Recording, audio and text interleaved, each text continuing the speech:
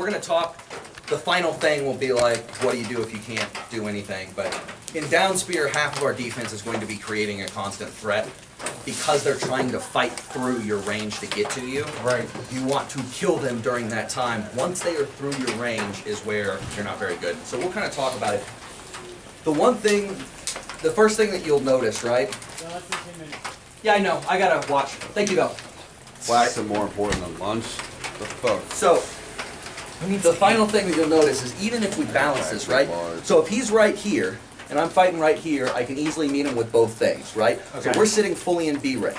We're sitting in C range. I'm in great shape. I can hit him.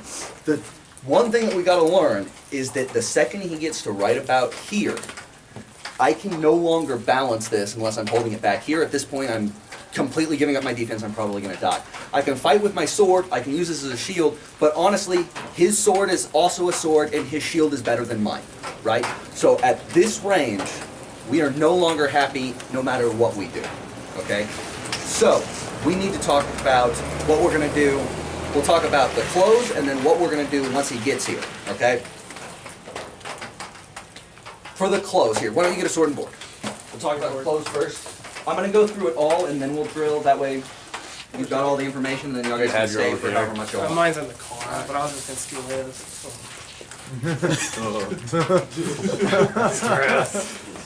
He straps way different than I do. Here. Everybody's straps a little different. It's like right towards the center. Oh, you have a sword, never mind. Yeah. Okay. I don't know how he fights like that. All right, Luckily you're cute. so, Yeah. first thing that we're gonna do You got is like when... short little elf arms.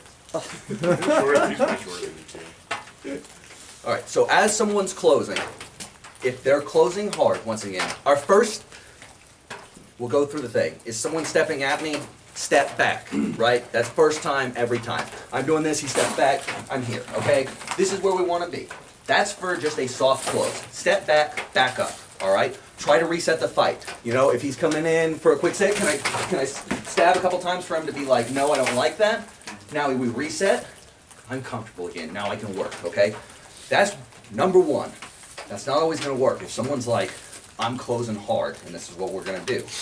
This is where, first thing, every time, we're gonna take that step outside. He closes hard, I wanna push in like this, because immediately, he has a lot of problems dealing with that lateral movement because he's got so much moving. Because right? I'm leaned forward. He's leaned forward and coming hard, he cannot immediately adjust.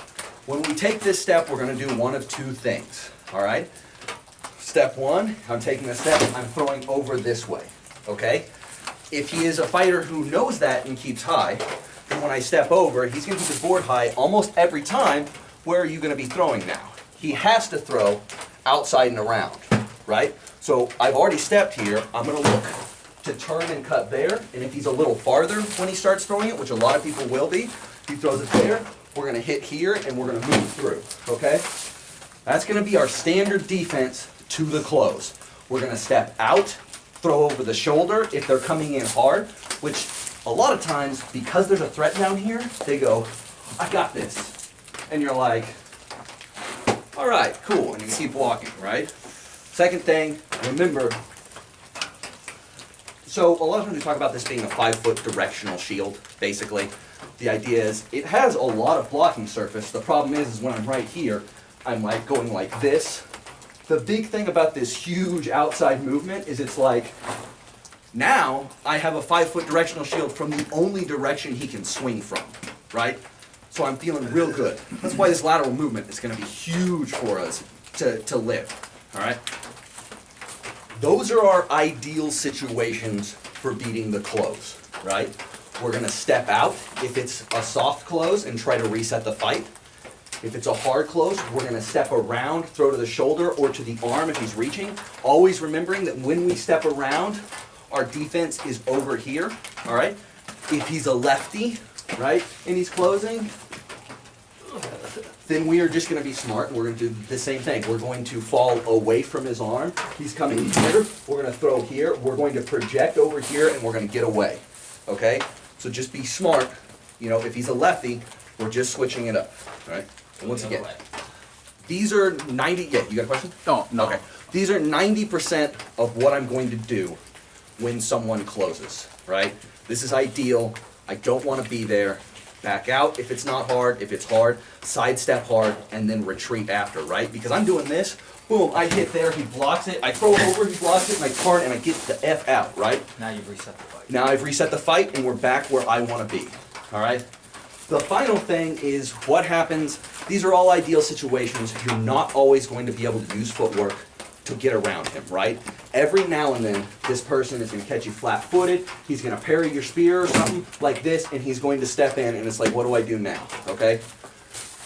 This is the situation, and this is definitely what I'm going to do every time.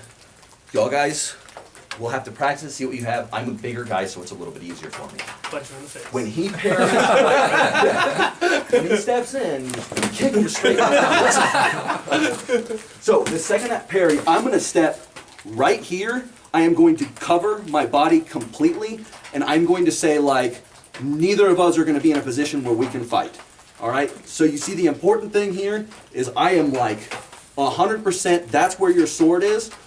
I'm not giving you any space to get inside, and from here, I'm just going to try to move out and push away. You can meet their charge. Do not hit them. There's going to be some contact from time to time. As long as you're not stepping into them, it is not illegal.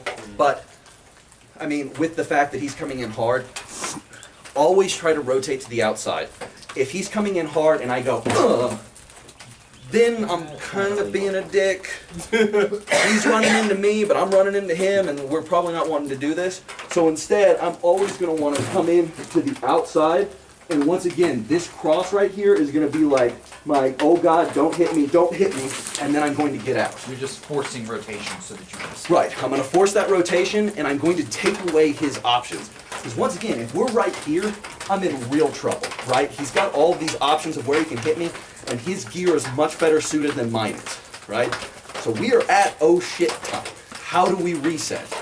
The best, safest place we can be, it's kind of like in Brazilian Jiu-Jitsu, like someone can be on top of you. The safest place for you to be is hugging them into your body completely so they have no space to maneuver on you, right? That's what I want to do here. I'm in trouble, try to take away all of his space to maneuver. I'm stepping in, dropping way under my stuff. If he's wrapping outside, you know, I've got this huge out, and then I'm just going to try to get back out. Okay? And now sometimes, depending on how it is, we can throw a shot to get outside. So if he's over here, maybe I want to throw there. And it's not because I'm like, here's my kill shot. It's like, please block while I leave. That's really all it is, right? Just give him something to think about so you can leave. All right? So that's kind of my final section. That's how I deal with defense. Once again, your ideal thing, step up and reset, followed by counter strike. Use your footwork, maneuver around their charge, and kill them on the charge. That is ideal. That's what we want to be doing every time. Oh shit moment is we want to go belly to belly. Because at belly to belly, they have the least options of how they're going to kill me. And I can then find a time to get out, generally with, you know, I'll do like a quick little push out, maybe a quick little throw in, and then maintain guard, and then leave. Right? Does that make sense? Any questions? Yes, sir. It's the flashiest thing you can do. The roof's too short, you can't do it. We'll say, okay. Yeah, we all know what he's talking about. Oh, I'll give you, so a couple of things, shots that we didn't go over that are important to know that reminded me of, that I wanted to cover. We can step right there. So, yeah, we'll do that at some point. First of all, I think it's about down right now, so you can find some over there. yeah, this first one I don't really need anything for. So the first thing is, something that you're going to need to get used to is once your spear is out, the ability to turn and snap right back in. The power of the stab comes from my hand, not from this moving in, right? So if my tip's here, I can still go all day with my tip hardly getting any space, right? The reason this is important is if I throw in like this and he says parries it, there's nothing that says I can't just turn that around and stab immediately again, okay? This is gonna be a real big lesson to learn and thing. There's not a good way to learn it other than telling. Right. What you was just doing back and forth, can you do that again? Okay, so So he just standing there and you're just telling back and forth right, on so him. I'm going here, and then throwing here, throwing there, and throw there. The idea that I don't need to move that tip, I need to move my hand. The tip's doing it, and I'm steering from behind and creating the power with this boom, boom, boom, boom. Same thing with the sword. Yeah. Right? Yeah, Exact exact same same thing thing with with the the sword. Your motion is not, the tip isn't going anywhere. Yeah. It's your arm doing the power. Right. So where this becomes real useful is you can start doing kind of deceptive things. Like sometimes I'll come in and throw like this just for fun, and then when I'm like, oh, here's the tip, you just step and turn immediately into the pocket, right? And it's getting a feel for, once again, pounding, yes, No, but- something clicked for me. yeah, getting a feel for this, like, just because it's here doesn't mean I can't immediately throw back in. And if he parries it, you know, like, boom, there's nothing that says I can't throw over immediately. This can continue to threat, and especially when people are parrying from the outside and just trying to take these little steps, there's no reason not to completely be like, oh, you know, like, and constantly throw these I'm little having pokes. flashbacks, you son They're of a trying to do bitch. stuff, right? I know, right? That's something that y'all have to pal, but it is extremely effective, is learning that tip staying out and just rotating to different places. You know, I got knocked out this way, well then it'll just turn right back in up here, right? So, that's it. And then the flashiest thing I can do. Okay, so I have a shot. I suggest that y'all be careful with it if you first start doing it. Is it the Yes. So the idea I behind killed this Nate was, shot in the tournament. I talked about people who just, I had a time where I had a lot of trouble with people who were like, just did that and just sat there and went like, what are you gonna do? And I'd be like, I don't know.